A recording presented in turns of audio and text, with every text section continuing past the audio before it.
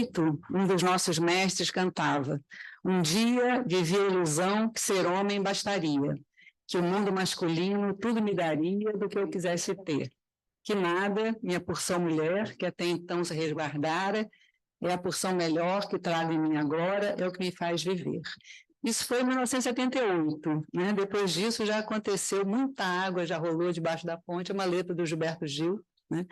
E eu achei interessante também porque tem a palavra ilusão. A ilusão é o tema das nossas jornadas esse ano, ilusão nos amores, nas loucuras, nos discursos no amor, nas loucuras, e também a ilusão de ser homem, a ilusão de ser mulher.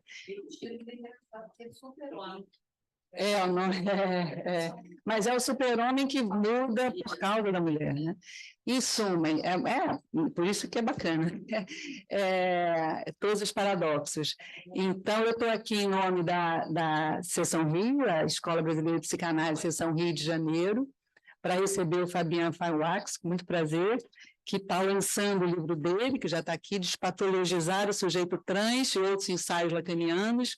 A gente já acompanha o trabalho do Fabian há alguns anos nesse tema, né? Nós já assistimos algumas vezes, teve uma preparatória, que foi aqui do Rio, online ainda, né? Então, estávamos na pandemia, foi sobre das jornadas, foi com o Fabian aqui, né, no Rio, da Seção Rio. Então, temos o prazer de recebê-lo. Depois, lá em cima, no terceiro andar, além das cadeiras, quem quiser assistir lá em cima, vai ter os autógrafos, né? E um brinde. E aí eu acho que é isso. Então, eu passo a palavra para a Undina, que é a diretora da biblioteca. Tá, Undina? Pode falar. Vou sair, porque agora a biblioteca, realmente agradecer muitíssimo o trabalho da biblioteca, não só da diretora, como da comissão. Vocês vão ver o trabalho que o pessoal fez, super bacana. Então. Boa noite a todos. A ideia justamente é essa, apresentar para vocês o trabalho que a comissão fez. A comissão se subdividiu num grupo menor para ler o livro do Fabian e selecionou 5 provocações para fazer ao Fabian. Nós vamos começar, a ideia é começar com 2. A partir dessas 2, a gente passa para vocês, e vamos entrando se for necessário. Se vocês tomarem a palavra, fiquem à vontade, porque nós só vamos usar as outras 3 se for necessário, tá bom? O Fabian está conosco, é a primeira vez que ele está aqui na Seção Rio. Ele já esteve conosco online, mas ao vivo e a cores é a primeira vez. E nós temos muito prazer em receber, em lançar esse livro, que é um livro super importante para o trabalho que a gente vem desenvolvendo aqui com relação à transexualidade e a toda essas novas sexualidades que estão aparecendo e que a gente tem corrido atrás para poder se atualizar nisso, entender o que está acontecendo e poder trazer para o nosso debate esse assunto.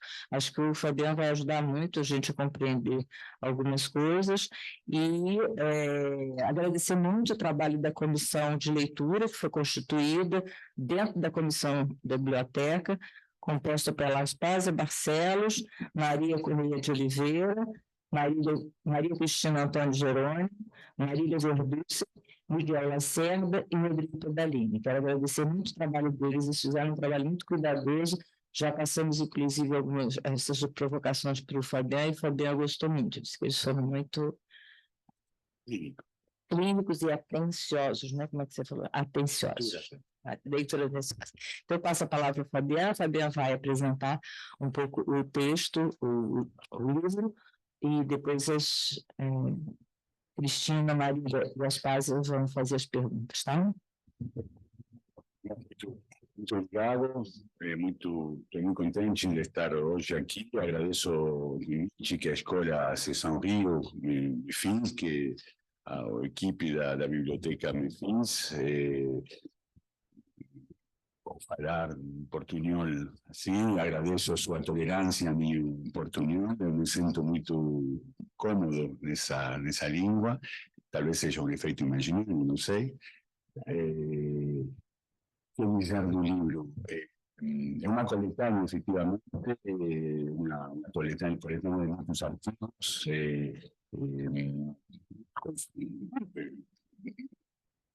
palestras y conferencias feitas desde el año 2016, eu acho, depois do Congresso da MP aqui.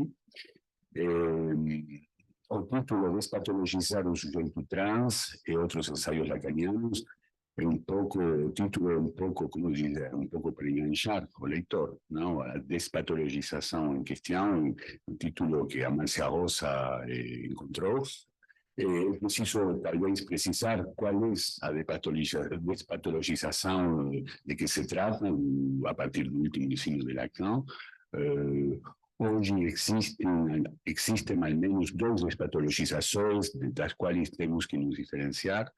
A despatologização neuro, a despatologização que fazem as neurociências, para as quais existem literalmente os cérebros, os sujeitos trans têm cérebros masculinos em corpos femininos, ou cérebros femininos em corpos masculinos.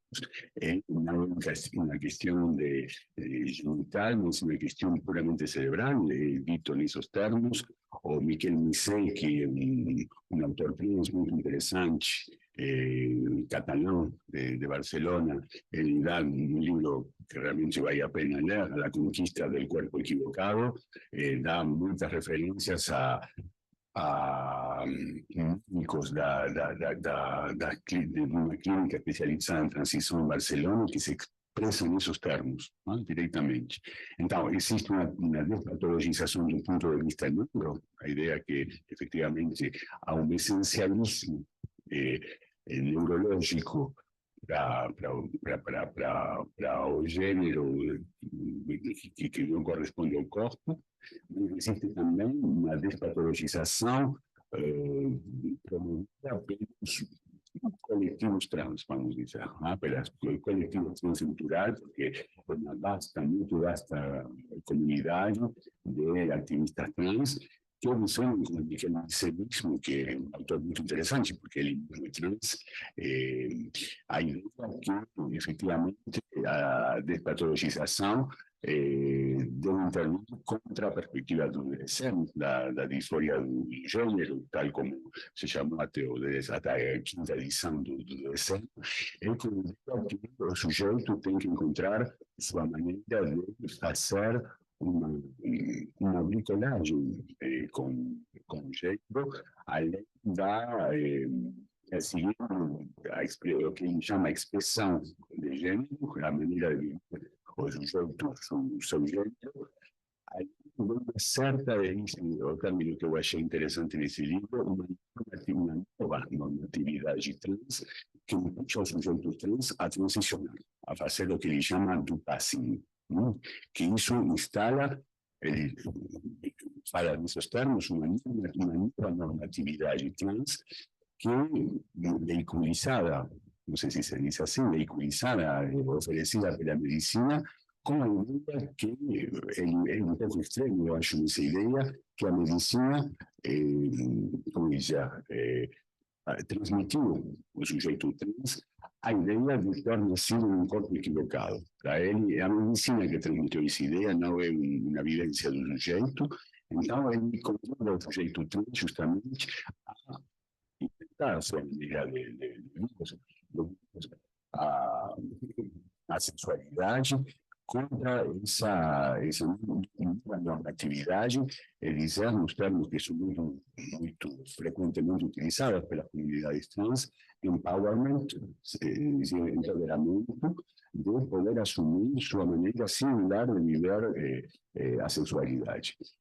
Essa pode ser, então, uma perspectiva, ele fala de outras coisas também. Ele quem? O Miquel Misset,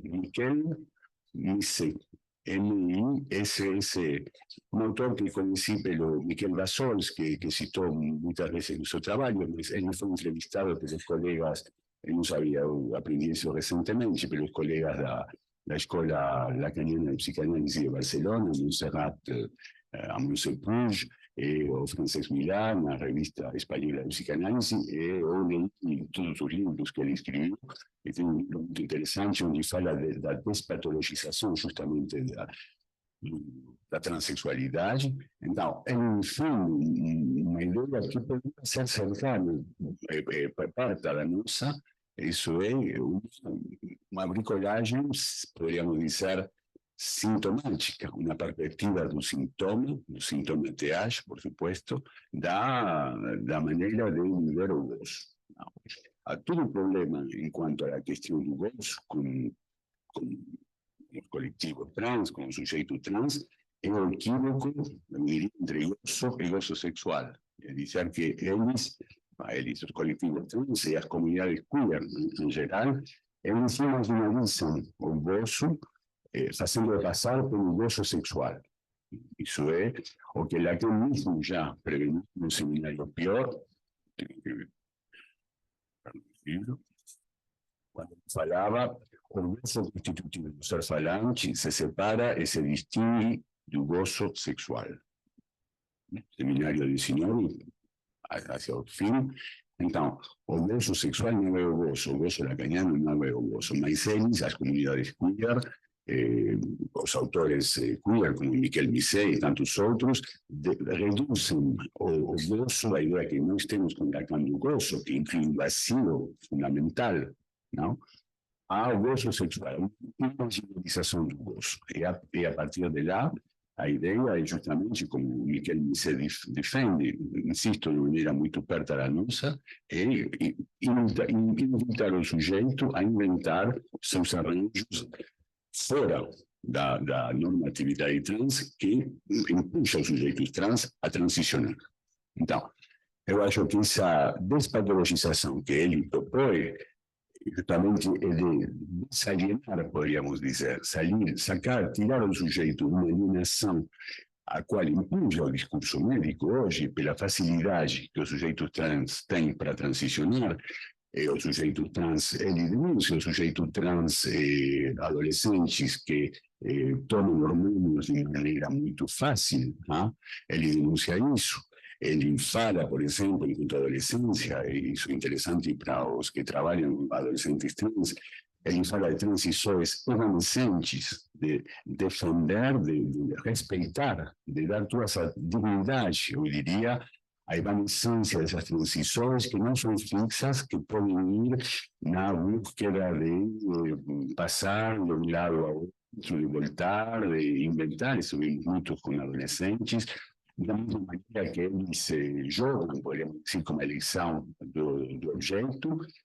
Os adolescentes jogam, entre aspas, eles buscam e procuram muitas modificações de suas identidades, sem forçosamente tomar hormônios, sem forçosamente transicionar.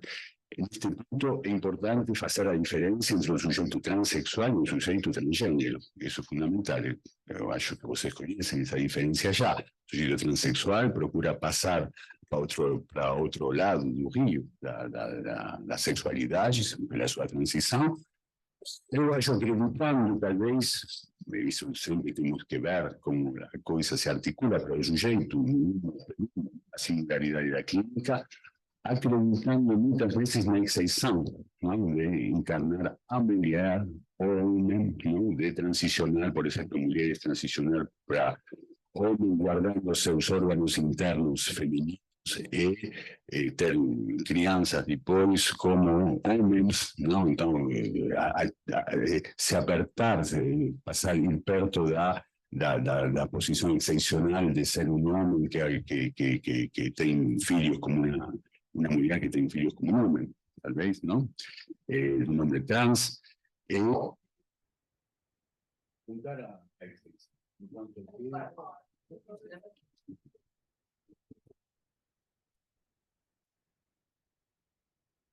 O sujeito transgênero, o sujeito gender fluid, não? Que tem fluidez no gênero, justamente, está procurando mais uma operação do lado do que poderíamos chamar nominações, não? Nominações imaginárias, nominações simbólicas, nominações reais, na perspectiva do sintoma, mas nesse ponto eu oriento da última lição do seminário RSI, RSI, vocês seguramente conhecem, quando Lacan, no final mesmo da lição, do seminário, ele se pergunta, ele compara o texto de Freud, inibição, síntoma e angústia, a inibições, a nomeações reais, simbólicas, imaginárias, fazendo corresponder nomeações reais à angústia, nomeações imaginárias à inibição, nomeações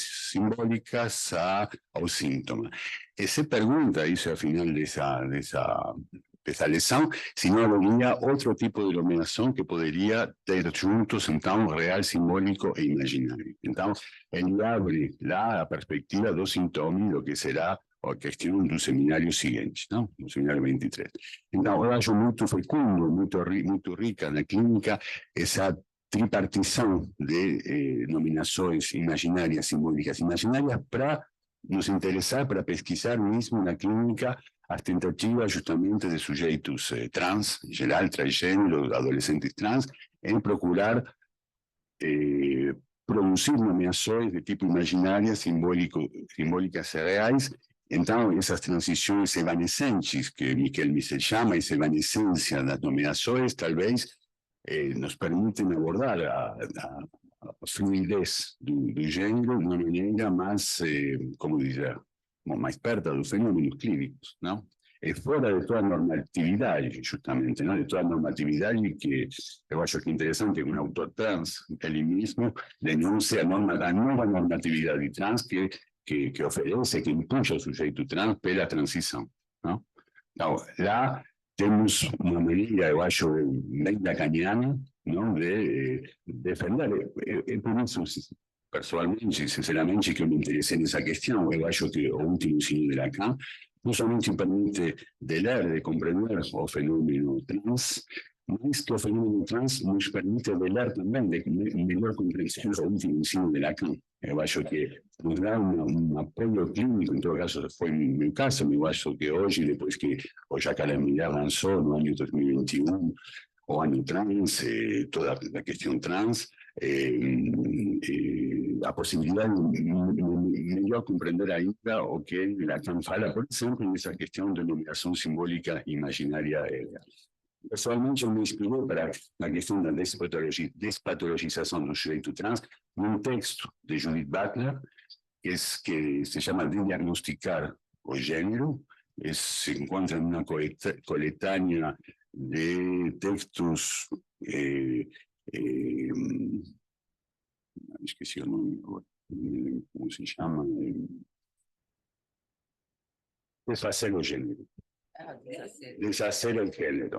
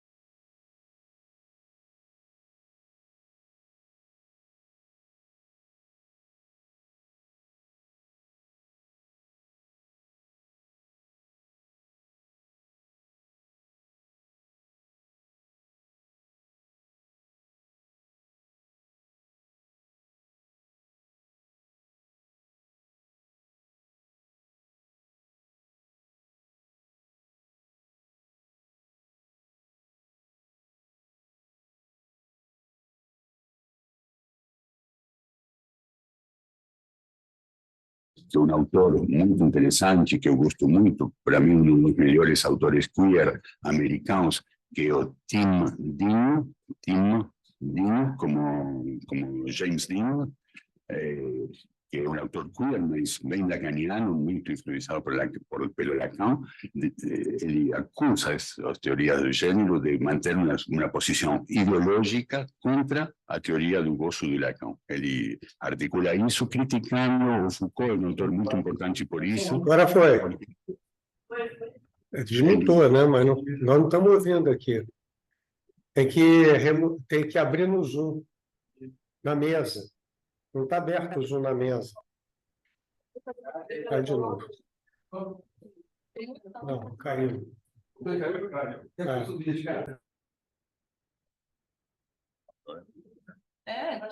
continuar, estamos ouvindo vozes. Maravilhoso. Alucinação coletiva.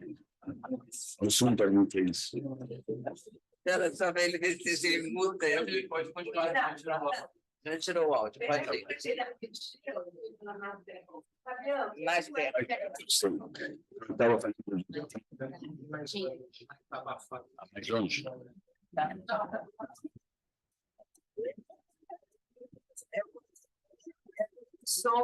No som do Zoom, se ficar muito perto do microfone, abafa demais o som para a saída do Zoom. Aí está bom, mas não se escuta aqui. Tá bom, mas Mas se escuta aqui mais alto. mais alto, tá. Então, o que é interessante nesse autor é Tim Dean, é um autor, T-I-M, Dean, como James Dean, é um professor universitário da Indiana University, da Universidade do Indiana, no estado de Indiana, nos Estados Unidos. Ele faz uma análise realmente muito original do Foucault, da história da sexualidade, sobretudo do tomo 2, usagem dos prazeres, não sei como foi traduzido, uso dos prazeres, onde ele critica Foucault. Vocês sabem que Foucault é um autor pilar do French Theory, da teoria francesa, que é a que deu origem aos estudos de gênero, justamente. Então, ele critica Foucault de ter estudado justamente a evolução do termo, do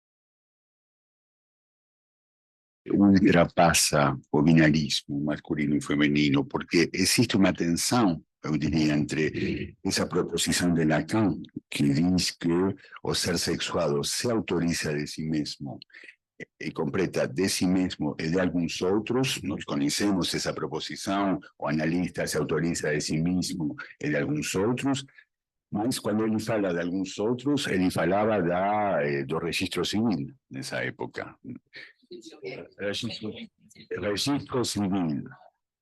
Registro civil, mas tem que autorizar o registro civil, mas o registro civil nesse ano 74 não é o mesmo que o registro civil hoje, quando é possível justamente pelas crianças mudar de nome, por exemplo, e se fazer reconhecer pelo outro como uma criança não masculina, com um nome de menino quando é menina, ou reciprocamente. Então, o registro civil, quero dizer, outro que pode autorizar o ser sexuado, mudou hoje. Essa é a questão fundamental.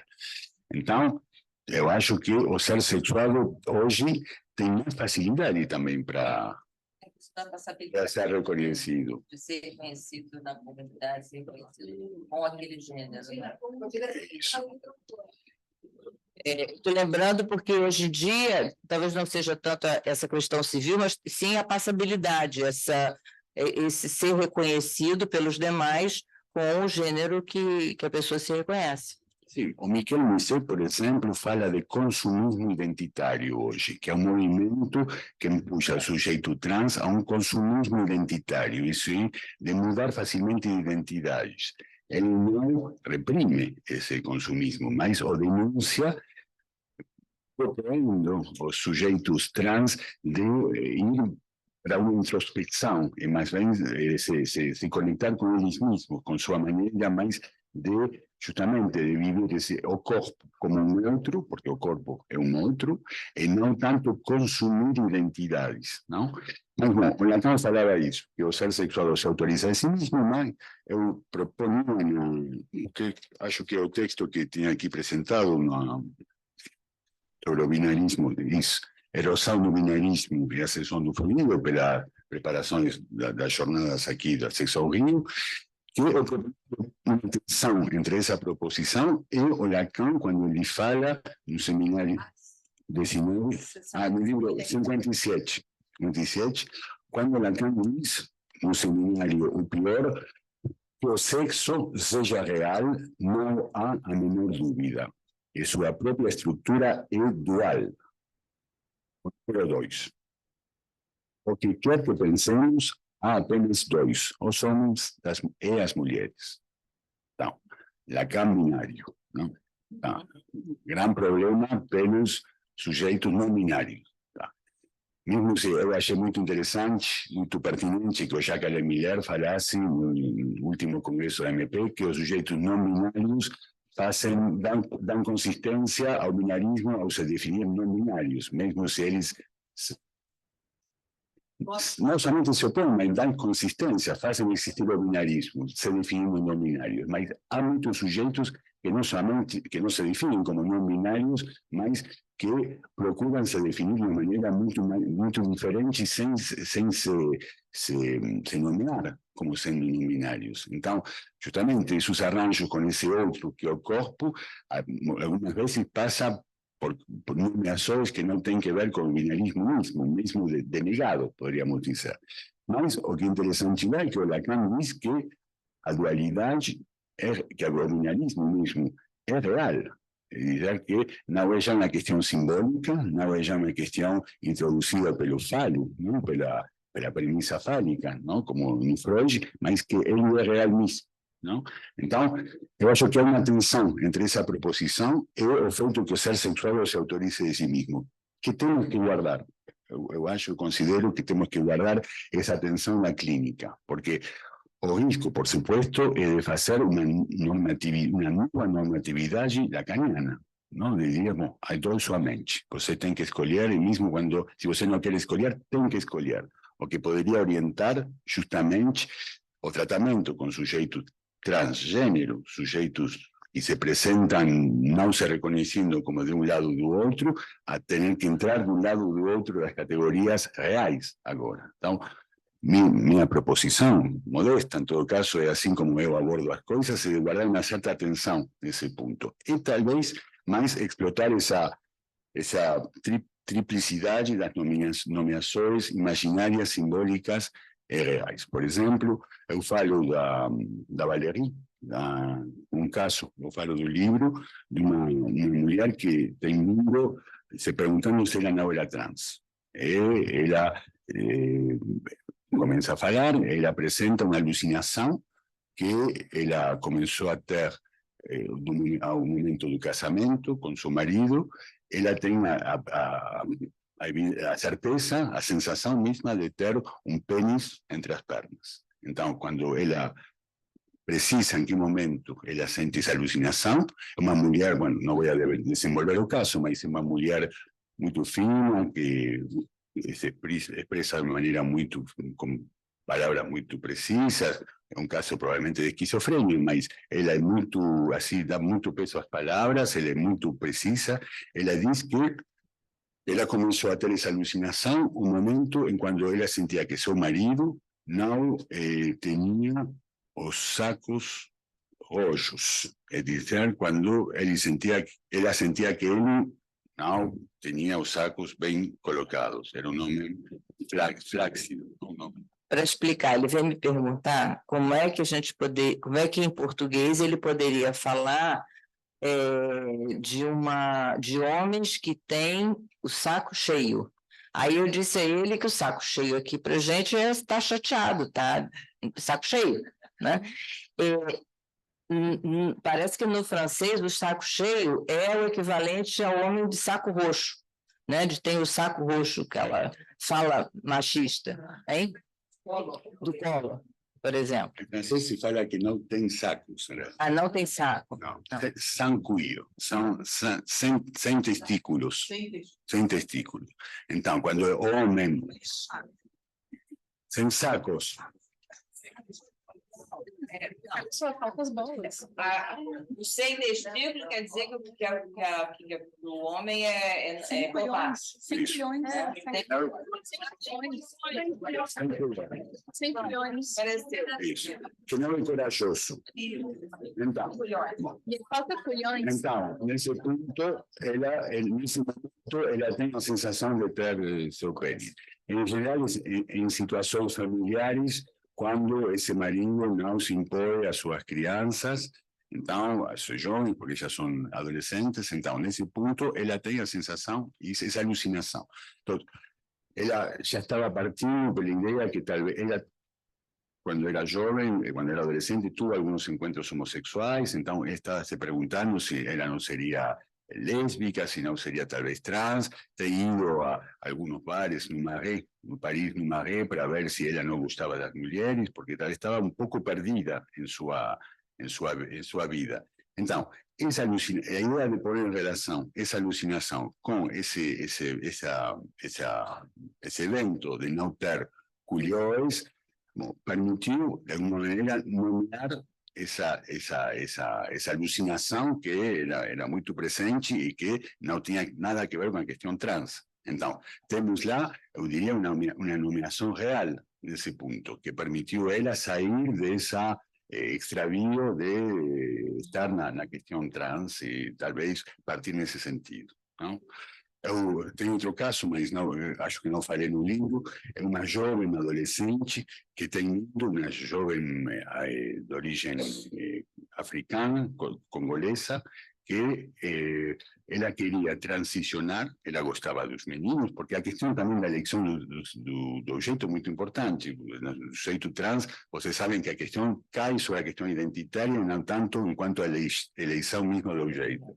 Ela gostava dos meninos, mas ela queria transicionar para ser um menino gay, um homem gay.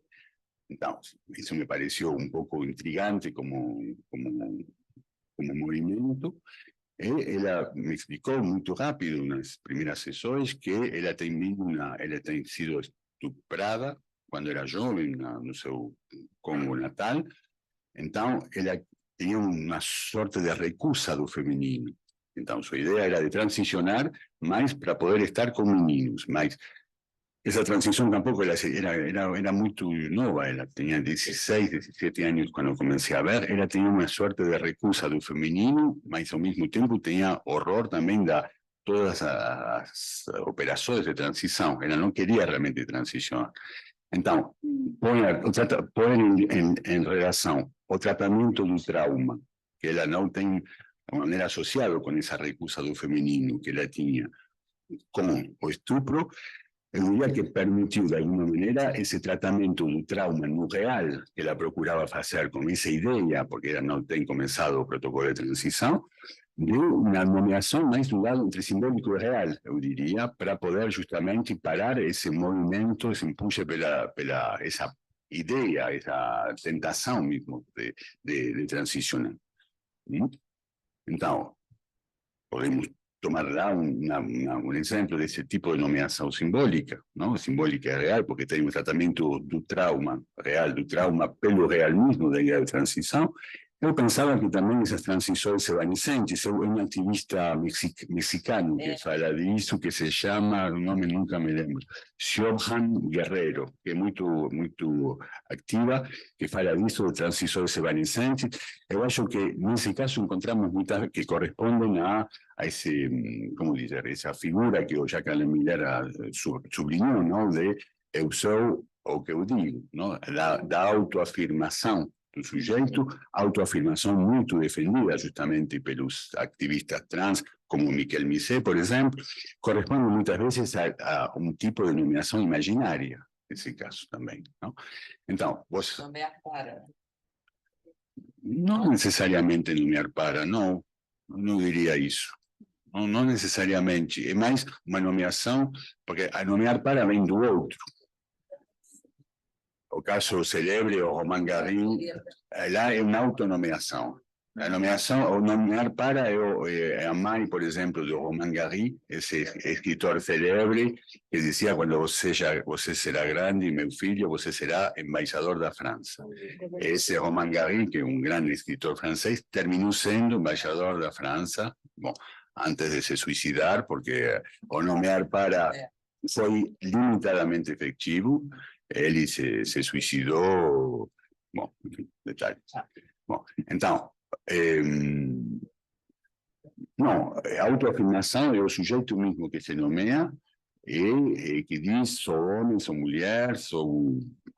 Em que pode variar nessas transições evanescentes, sobretudo os adolescentes, que eu acho que é uma forma, então, para responder da nomeação imaginária. O sintoma, eu acho que é mais difícil de encontrar, eu não encontrei nunca, eu acho que provavelmente os sujeitos que encontram, mas não sei se é o caso, não? Talvez exista sujeitos que encontram um síntoma como quarto, não, como quarto círculo, talvez não venham consultar os analistas nesse ponto. Eu acho, ou se vêm porque o quarto não começa um pouco a vacilar, mas eu acho que se o quarto não tem... Mas você acha que pode ser uma orientação do tratamento? A sí, postura claro. por esse quarto. Ah, sí, seguro. Sí, sí, sí. No tratamento, si es el sentido de la pregunta, por supuesto, sí. A idea de poder encontrar justamente, mas a questão lá, eu acho que temos que diferenciar o sintoma, de novo, na singularidade que Lacan dá o sintoma. É dizer, como o sujeito encontra uma maneira de paliar a carência paterna com um savoir-faire, com um fazer que permita ao sujeito, não somente com a sexualidade, porque o problema é que se reduzimos nós a questão da sexualidade, o sujeito se apresenta muitas vezes tratando o gozo sexual, encontrando um saber fazer com o gozo sexual fora da lógica fálica, fora da lógica do falo e do nome do pai, mas reduzindo o gozo à questão do gozo sexual, quando em realidade no Joyce, por exemplo, o gozo, o tratamento do gozo pelo sintoma é muito preciso. Como dizer, a perspectiva que a PACE nos permite de aprender em quanto ao sintoma, vemos que, por exemplo, é o gozo reduzido à sua mínima expressão pelo análise.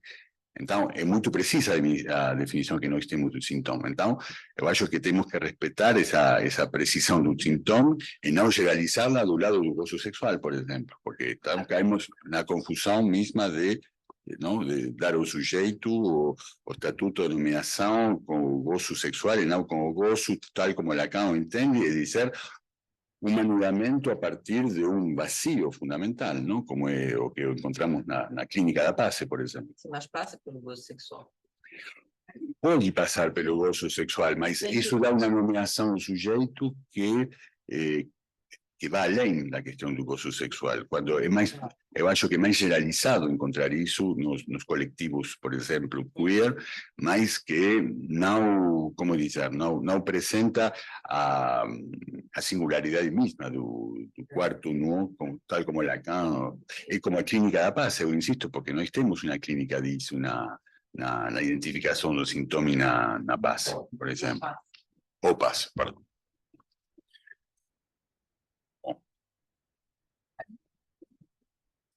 Agora é Marília Verducci. Boa noite a todos, sou Marília Verducci, sou da Comissão de Biblioteca. Dentro da Comissão de Biblioteca tivemos uma comissão de leitura do livro.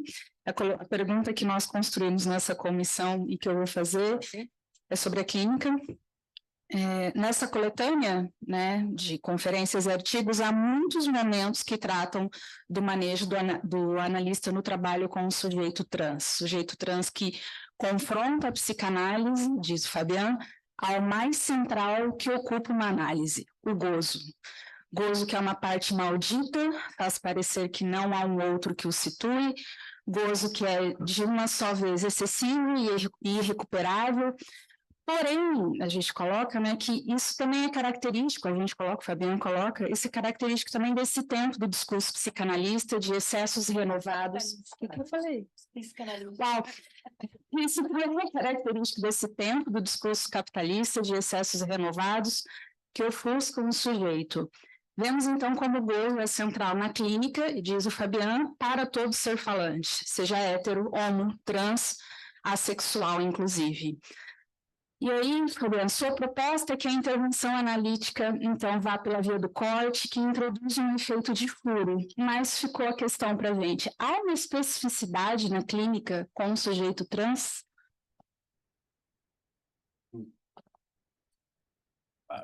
O risco de fazer uma especialidade da clínica com sujeito trans.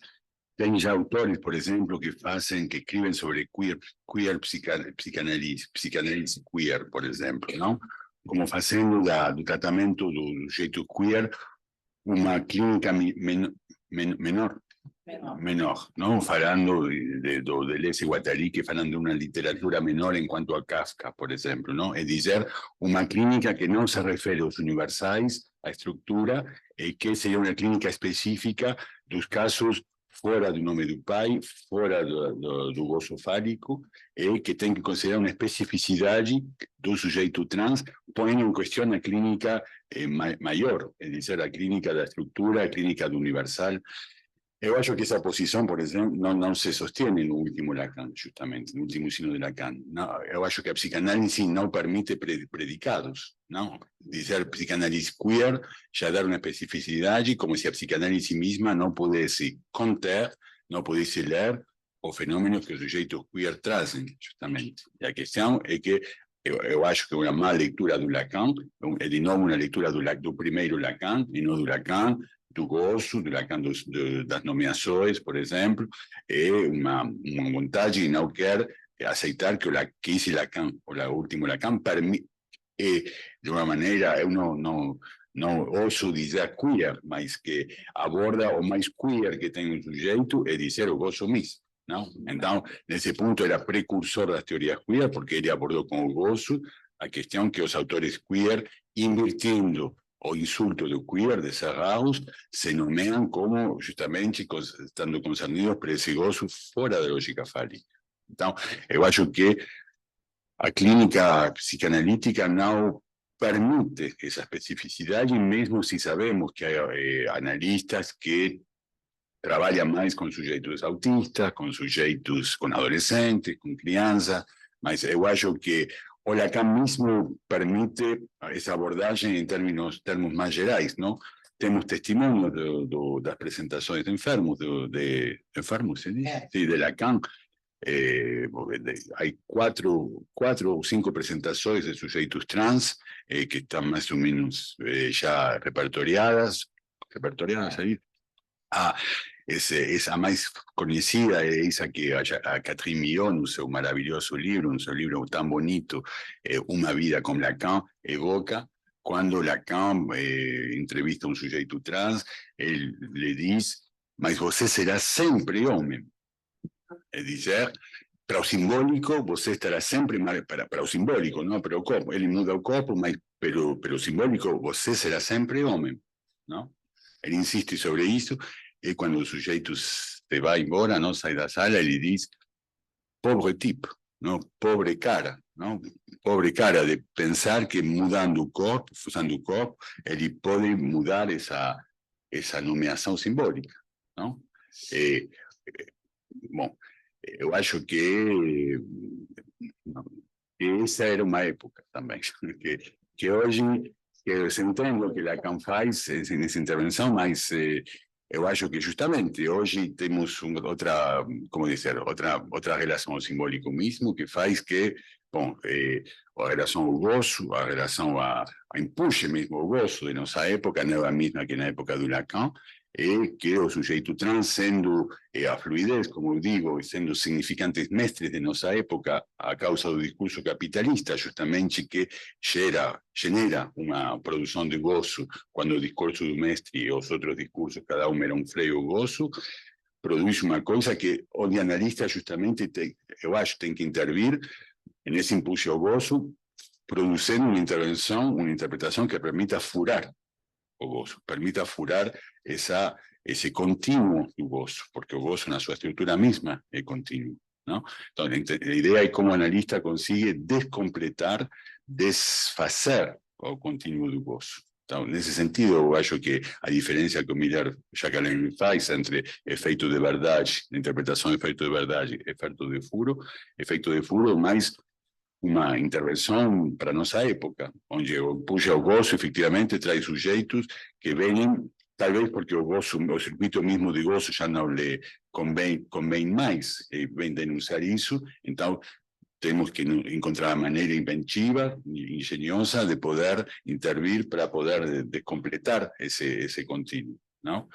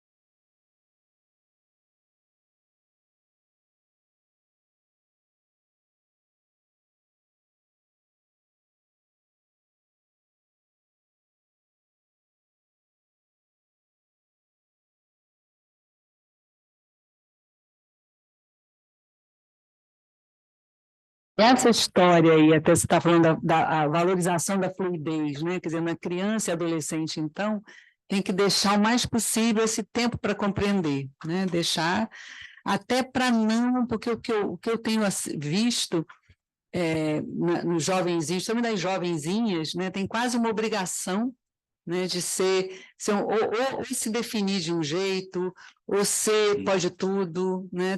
Nessa idade que é tão difícil, né? Então, o que eu fiquei pensando também é isso, quer dizer, o valor da ilusão em contraposição à certeza, né? É a certeza de ser homem, de ser mulher, de ser trans, que é isso que você falou, né? Quer dizer, a escuta que você falou dessa paciente do Congo, né? Que chega, a gente vai escutar como uma questão, né? Como uma demanda, né? A questão de quero mudar de sexo. Daí, o que vai ser, a gente não tem a menor ideia, né? Se a pessoa chega em análise, é um grande passo, né? Porque é escutar isso como se escuta. E também porque eu acho que é o que é oferecido, essa psicótica, né? Que toma literalmente, né? No sentido literal, né? Meu marido não tem culhão, quem tem sou eu. Né? O culhão metafórico se torna, né? Ela tira a metáfora. Ela só fala de trans porque o trans está aí, né? Está no discurso atual, né? Então, quer dizer, o que a gente tem que escutar é isso também, quer dizer, tem um discurso atual e como é que as pessoas estão sintomatizando, e principalmente os jovenzinhos, a partir disso. Tá? Sí, una autora muy interesante.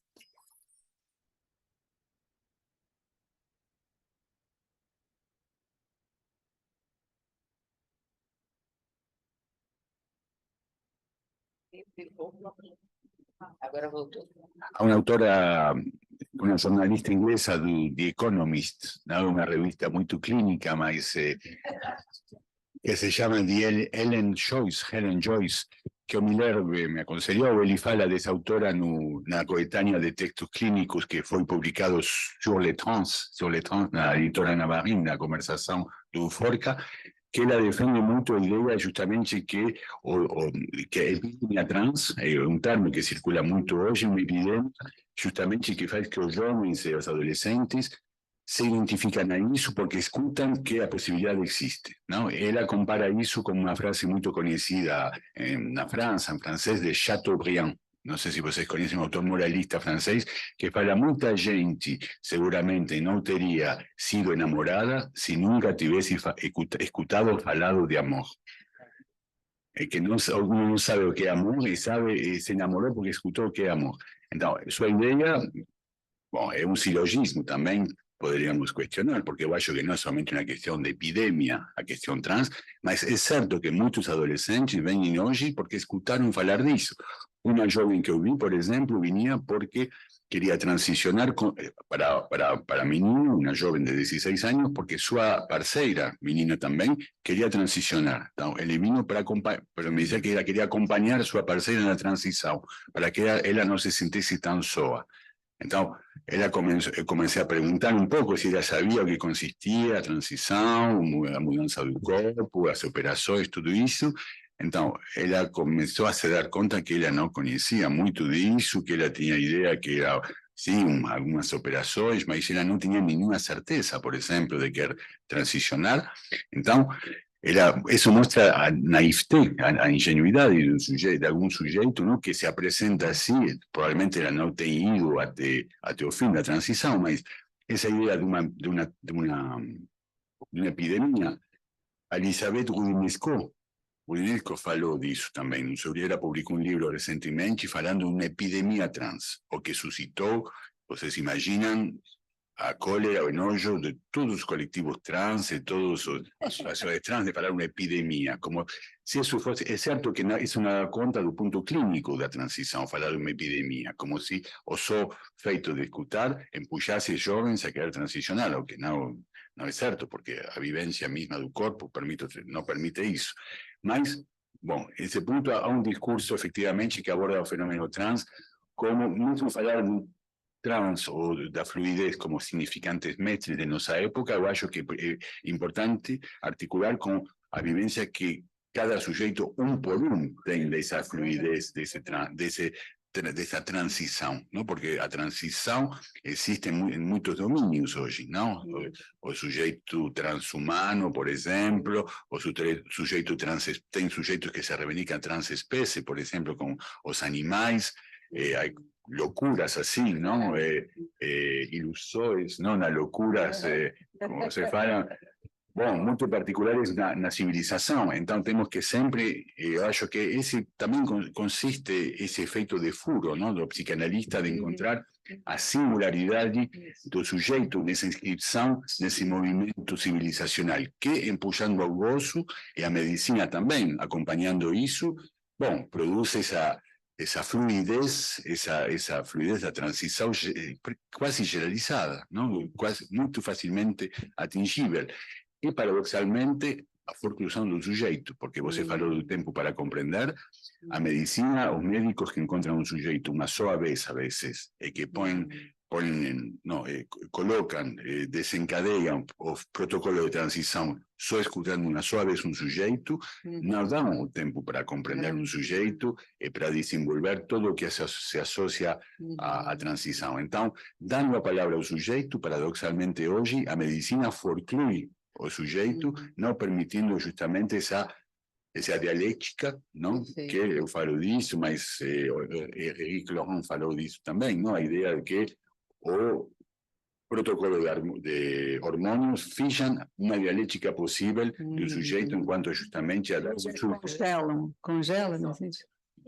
Fixam. Tá. Fixa o desenvolvimento subjetivo, o tempo subjetivo, não o tempo da lógica subjetiva que é possível para poder articular um saber nesse lugar, não? Então é um paradoxo com o qual que temos que furar, não? Esse paradoxo da medicina de dar supostamente a palavra do sujeito para forcluir melhor o sujeito mesmo e não dar a possibilidade da dialética enquanto a palavra. Isso é fundamental, porque eu acho que é isso. As canais trabalham com isso. Quer dizer, a pessoa tem um mal-estar, um gozo, um corpo que não entende e vai fisgando o que está aí no outro. Né? Exatamente. E aí tem que ver como é que vai se haver com isso.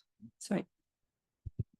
Bom, você falou da autonomeação, né? E essa questão do um por um, que então, cara, a psicanálise é o que a gente pode fazer em qualquer situação, sendo um sujeito, né, em transição ou não. Aí me interessou saber o seguinte: a gente tem também as nomeações dadas pelo direito, pela justiça e pela própria medicina, no sentido de nomear nesse aspecto, chamando de... quer dizer, há uma disforia de gênero, né? DSM-5 parece que coloca assim. Né? Então, pensar que, às vezes, o sujeito precisa desse anteparo para poder, por exemplo, fazer uma transição, ele precisa da medicina e também do direito como cidadão para poder fazer alguma modificação no seu corpo, e que parece que é um pouco necessário esse lugar, né? Essa inscrição no social para que algo seja nomeado e para que ele possa se autonomear. E aí, outra questão que eu acho interessante também é pensar que, na questão dos inclassificáveis, né, que, enfim, a gente trabalha e tal, como é que a gente pode pensar nesse outro contraponto, excessos de nomeações de classificações, por exemplo.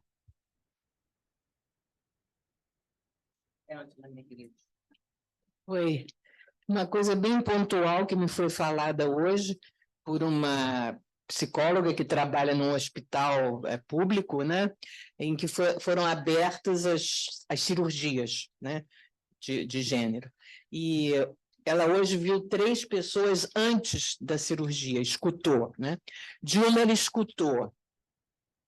Como ela estava ansiosa por isso, todos estavam querendo muito, são pessoas que estavam numa fila esperando há 10 anos, né? Então, pessoas com 40 anos, mais ou menos, desde os 30 aí, né? Uma dizendo, eu vou me livrar de um câncer, isso é um câncer, eu tomo banho à noite no escuro para não ver isso. Tá? Isso. Outra disse, ai, amanhã eu vou ter muita paz. Eu não aguento essas duas coisas que eu tenho aqui dentro de mim. Eu quero ter uma só. Tá? E ela perguntou, que coisa? Sou mulher. E a outra, eu vou ganhar minha liberdade. Eu trabalho numa fábrica e eu tenho que botar aquele adesivo que esconde o pênis, né? Todos os dias, esconder a minha condição, né? Então eu vou ganhar a liberdade do adesivo. Vou me libertar disso. Né? Eu achei isso super interessante quando se falou real, simbólico e imaginário, né? Inibição, sintoma e angústia. Sim, eu falo no livro de um caso de um sujeito travesti brasileiro, justamente, no Pigalle, que ela explicava que ela não precisava se operar porque ela tem o que a medicina chama de alucinação negativa, ela não veia seu pênis. Então, a partir de lá, ela se considerava mulher sem ter que se passar pela operação, pela transição. Então, bom, eu acho que essa é uma maneira também, uma nomeação que o sujeito encontra lá de se dizer mulher, sem ter que passar, talvez do lado do síntoma, não? Uma nomeação sintomática, sem ter que passar pela operação. Então, há uma alucinação, por supuesto, mas isso permite ao sujeito se estabilizar nessa identidade, finalmente. Então, essa evanescência das identificações hoje, também para retomar as perguntas precedentes, eu acho que é muito importante esse termo, porque temos que nos passar nesse ponto, eu acho, dócil, como dizia Jacqueline Miller, ao sujeito transgênero. Não, eu precisaria transgênero, não tanto o sujeito transexual, porque ele mesmo não é dócil, não? Ele tem uma ideia muito clara, e se sabe a tensão que existe hoje entre os coletivos feministas, por exemplo, e o sujeito trans desse ponto de vista, porque eles acreditam, eles defendem até o fundo radicalmente na diferença sexual anatômica, os sujeitos trans, não? Então, eles defendem contra o coletivo feminista, são feministas que denunciam isso no primeiro lugar, essa crença reeditada, essencialista, defendida pelos sujeitos transexuais. Mas o sujeito transgênero, nesse ponto, tem efetivamente uma certa fluidez que chama, a vezes, a um acompanhamento enquanto tratamento desse outro que é o corpo mesmo, não? Como Lacan falava. Então, como o sujeito vai se arranjar com isso, o que ele vai encontrar, eu acho que é importante poder escutar e poder acompanhar esses arranjos que o sujeito procura fazer, não? O mais aberto a essas intervenções é o sujeito transgênero, não? Como Lacan falava na nota sobre a criança, não? A intervenção, a posição da criança, síntoma da família, não? Da infância, da criança, ao jeito do fantasma materno, que é mais aberto a nossas intervenções, falava Lacan, não? É a primeira posição. Nesse caso, eu acho que é um pouco a mesma coisa, não? O sujeito transgênero que vem nos solicitar, em geral, é que é mais aberto a nossas intervenções que o sujeito transexual, que já tem, em geral, uma certeza, uma decisão tomada, não? Bom, é bem rápido. Eu queria perguntar a você se você poderia comentar um pouco mais essa ideia, né? O homem trans, né? Postulado por Miller, a nossa atualidade, né? E a reparação do pai, a queda do grande outro, né? As consequências disso, né? Nesse movimento que nos coloca muito assim dentro de um momento, né, de leitura, né, de poder ser dócil a esse momento, né, e como é que a gente vai poder fazer aí ter um valor de furo, né, a nossa maneira de pensar e agir na nossa orientação.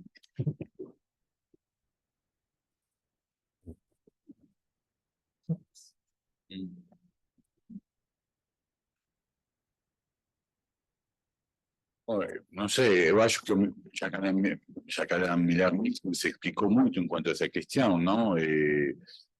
Quanto ao ano trans, eu acho que ele procurou justamente a partir da intervenção, sobretudo do Paul Preciado, na jornada da escola, actualizar a clínica psicanalítica do último ensino de Lacan nessas questões que eran abordadas de manera muito... Existía observatorio sobre la cuestión sobre el género, por ejemplo, na FAPOL, temos clínicos como François Sarmé, por exemplo, que tem uma clínica muito desenvolvida enquanto sujeito trans, mas eu acho que isso foi um ajuste que o Jacques Millet procurou fazer, lançando esse ano trans. Há uma questão para mim muito sensível na leitura do texto, porque ele lançou isso na leitura do texto do Éric Marty.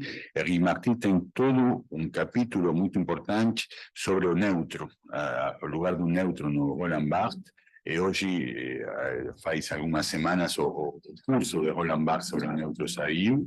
É um curso muito importante, porque isso me permite, em todo caso, compreender a queda do simbólico da nossa civilização, a queda do simbólico como justamente as teorias do gênero, excluindo a dimensão do neutro, esse elemento desimétrico que o Barthes introduz enquanto à escritura, no grado seu da escritura, por exemplo, excluindo o neutro e dizer como justamente o simbólico, eu acho que esse movimento, que é o movimento da civilização, mas seguindo esse fio do neutro, da exclusão do neutro, sobre todo nas teorias do gênero, permite compreender por que a queda do simbólico, justamente, porque falta esse elemento desimétrico que as teorias do gênero e os queer studies introduzem, não? Então, há uma questão lá. Hay una cuestión en ese punto que el libro de Éric Marty nos permite comprender, y yo creo que Millet quiso también actualizar ese punto, ¿no? Donde constatábamos a queda do simbólico, mas tal vez constatábamos na clínica isso, efectivamente, mas comprender por qué esa queda do simbólico. Personalmente, yo achei que ese capítulo, ese fio do libro de Marty, explicaba bien. Valeu. Primeiro, prazer ter os termos do livro em português seu, Fabiano, e ter você aqui. Coisa boa. Não é para dizer isso, mas também para destacar o que parece um paradoxo, mas não é. Queria saber o que você acha. Quando a gente diz a psicanálise não tem predicado, não tem especialidade, porque ela visa o gozo, todo mundo concorda, mas isso implica que porque a gente não tem essa visada, digamos, predicativa, a gente acolhe as identidades. Quanto mais a gente não tem identidade, mais a gente respeita e leva a sério os semblantes. Isso não é muito o que a gente ouve. A gente ouve, em geral, como a gente é movido pelo sem identidade, a gente desfaz das identidades. Ao contrário, de certa maneira, a gente é mais dócil a elas. Quer dizer, essa vinculação entre os dois é que eu queria renovar aqui, sim, e saber o que você acha.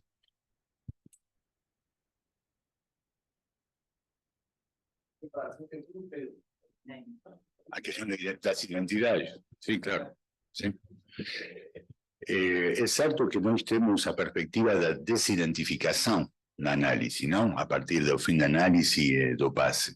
Então, é certo que a psicanálise acolhe as identidades e tem que reconhecer o estatuto das identidades para um sujeito, o valor das identidades do sujeito, para compreender o valor clínico dessas identidades e não procurar desfazê-las, por exemplo, não? O que acontece com um sujeito neurótico, justamente, onde o psicanalista tampouco procura desfazer as identidades. Não há uma ação direta sobre as identidades o que o analista opera quando ele interpreta, por exemplo. Eu diria que é um efeito da interpretação, é um efeito da análise, a desidentificações fálicas, sobretudo, que a clínica do passe permite constatar, mas que a evolução mesma do análise, para cada sujeito por como dice, verifica, não? Mas é certo que é importante isso também no discurso social, porque eu acho que você fala disso, do ponto de vista social, respeitar os semblantes, não? Respeitar as identificações, não atacá-las, não? O que pudo ter sido um movimento de alguns psicanalistas no passado, nos anos 70, 80, não sei aqui no Brasil, ou na Argentina tampouco, mas na França foi muito marcada isso, não? O discurso lacaniano sendo vivido como denunciando os semblantes. Então, por extensão, denunciando também as identidades. Efectivamente, acolherlas para ver que estatuto tem isso, e deixar ao sujeito a possibilidade de se autorizar dessas identidades, não. É isso que acontece com a análise da perspectiva do fim da análise e do passe, não? O sujeito guarda certas identidades, mas não se autoriza mais delas, não? Então, também é um respeito pelas essas identidades que marcaram você na sua constituição como sujeito, mas que você deixa no armário, com um vestido, não? Que você deixa no armário e não pode para sair na rua para vir à escola, por exemplo, não? Ou para ir a outros lados, não? Não nos autorizamos como analistas dessas identidades. Eu acho que é um pouco a mesma coisa, mas no social também, e eu acho que esse é o sentido de sua pergunta, não atacamos essas identidades, as acolhemos, mesmo do ponto de vista do discurso que a psicanálise pode ter na cidade, por exemplo, na comunidade, na universidade, em lugares, nas instituições onde os psicanalistas intervêm, para acolhê-las. E ver o que o sujeito mesmo procura ou deseja fazer com isso, não?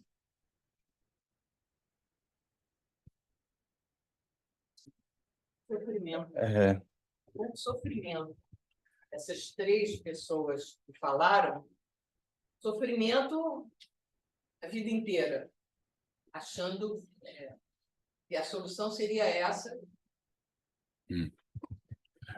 Eu primeiro queria endossar isso, eu acho que um contexto interessante para isso que o Marcos falou é de como surge esse movimento no Brasil de predicar a clínica, sim.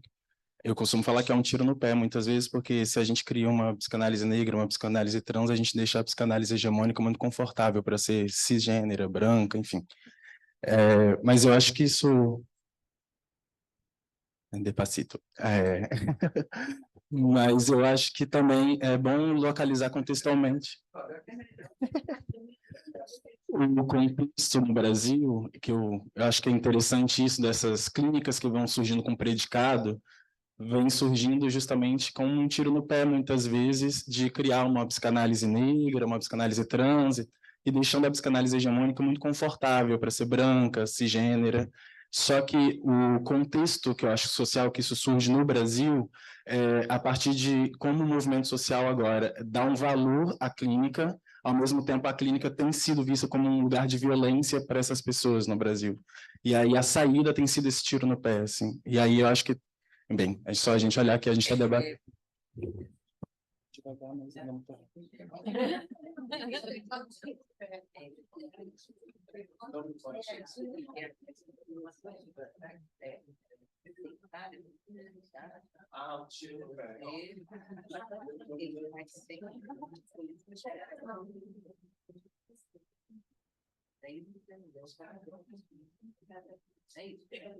Isso. Desculpa pelo tiro no pé. Bem, é só um comentário isso, uma pergunta que eu acho importantíssima, e isso tem sido um debate, pelo menos na minha geração, assim, muito relevante, e tem sido, enfim, divisores de águas, assim, e divisor de água, né? Polarizando. Polarizando. E aí, a minha pergunta, eu acho super interessante essa questão da nomeação, porque no Brasil, nomear significa gerar política pública para um país que é...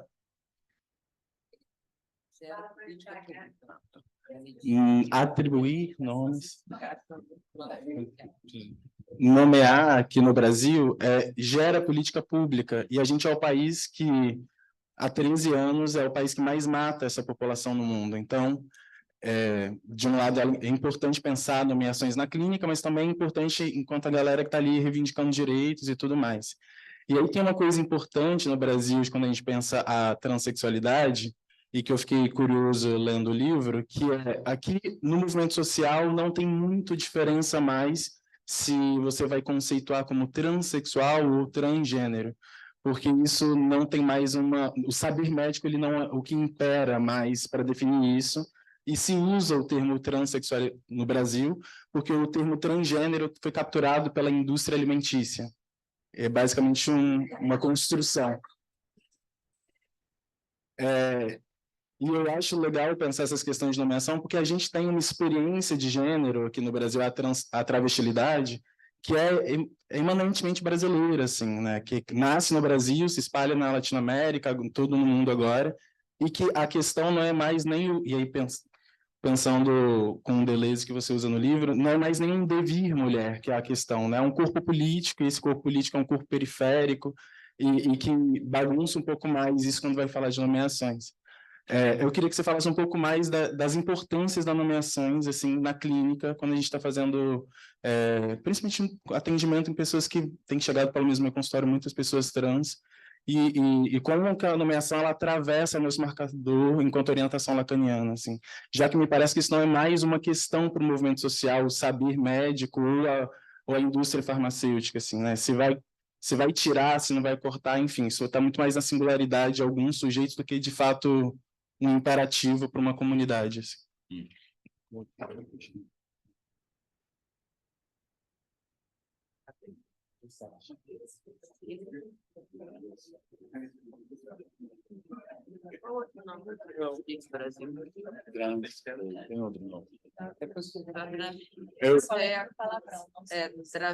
Travesti, traveco. Não, tem outro nome. Bom, a gente acha. Sim, Bom, verdades aqui que ele vai saber. não, justamente, lindo um pouco para preparando para esta conversa, eu li justamente um estudo que o Miquel Missé traz no seu na sua coletânea de textos sobre a despatologização do sujeito transexual, a um estudo sobre o fenômeno brasileiro, justamente. O que é interessante, é um texto dos anos 2000 também, então tem alguns anos. A autora, que é uma autora alemã, que faz um estudo aqui no Brasil, o que ela assinala é que justamente tem pouco, ela se refere a um estudo feito pela Universidade Federal de Rio de Janeiro, onde eles veem que tem muito poucos sujeitos transexuais e que o que é mais expandido é o sujeito travesti e trans, não me lembro o termo, tem outro termo, não, que joga como travesti e joga como identidade. Não, começa pelo trans, mas não é transgênero.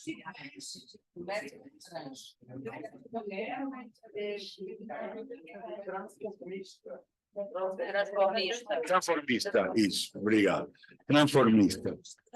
Transformista, é travesti. Como eu sujeito, o autor desse trabalho, justamente valoriza essa dimensão de jogar com os semblantes, jogar com as identificações contra a disforia do gênero defendida pelo DSM-4 nessa época. Então, o que justamente eu achava interessante nesse ponto é que, aparentemente, mas talvez você seguramente tem mais clínica disso, tem mais saber em quanto a essa dimensão brasileira do fenômeno, justamente o sujeito, o que Miquel Missé assinala nesse ponto é que o sujeito travesti transformista joga mais com os semblantes, não reforça tanto a dimensão da identidade trans, porque o que o autor põe relieve nesse trabalho é que a questão da escolha, a questão do gozo sexual e da escolha do objeto nessas estadísticas da Universidade Federal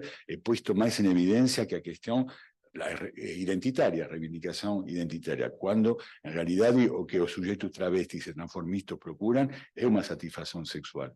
Então, essa questão, sem evocar-la do ponto de vista lacaniano, mas eu acho esse estudo que estou referindo, pode dar a referência mais precisa, agora não a traje, pero o que quero dizer é que, aparentemente, esse fenômeno brasileiro, em quanto ao jogo como semblantes e como as identidades, aparentemente como dizer, defendido como um modelo mais local contra a patologização, justamente, do fenômeno trans. Então, eu acho que achava um texto de 2010, o texto de Miquel Missé, Despatologizar a Transexualidade, esse estudo que estou fazendo referência, que é um estudo de uma autora alemã,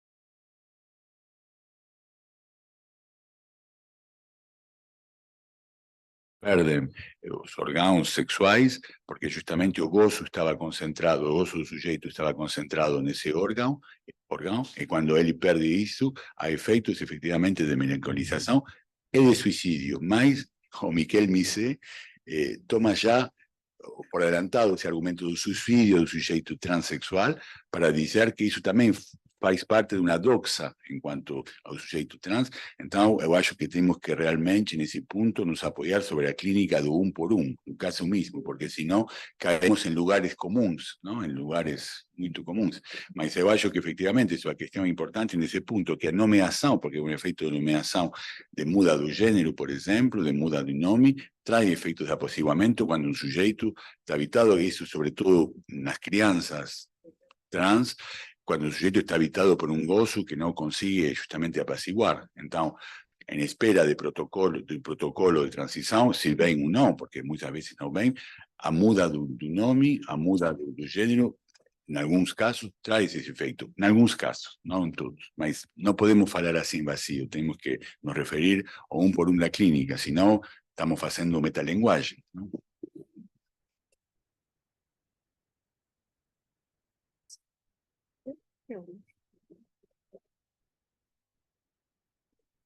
Você vai? Bom, vamos agradecer ao Fabian, sua generosidade, acolher nossas perguntas, nossas questões, agradecer a todos que estiveram aqui, nos desculpar pelo Zoom lá que não funcionou, mas a gente está batalhando para que funcione.